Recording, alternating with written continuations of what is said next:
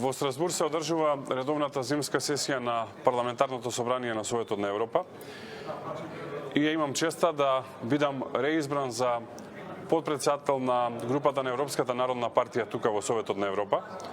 Оваа позиција извршував и во изминатите 2 години, а денес ја добив поддршката од членовите на Европската народна партија и во следните 2 години да бидам подпредседател на Европската народна партија во Советот на Европа.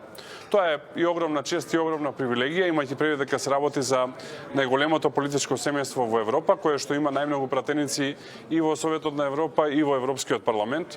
Најголем дел од претседателите и премиерите на земјите членки на Европската унија доаѓаат токму од Европската народна партија, а исто така и претседателката на Европската комисија доаѓа од Европската народна партија.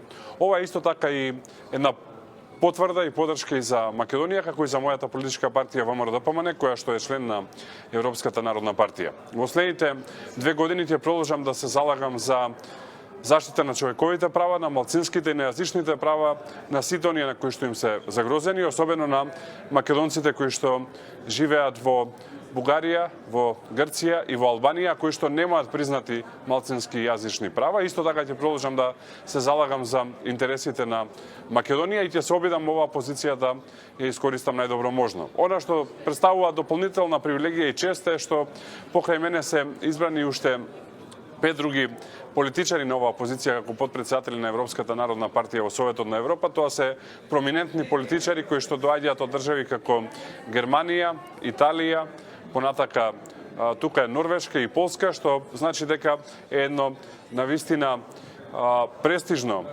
еден престижен избор кој што само покажува што треба да правиме во следниот период и на каде треба да се движи политиката и на мојата политичка партија ВМРО-ДПМН, но и на Македонија. Уште еднаш ви благодарам.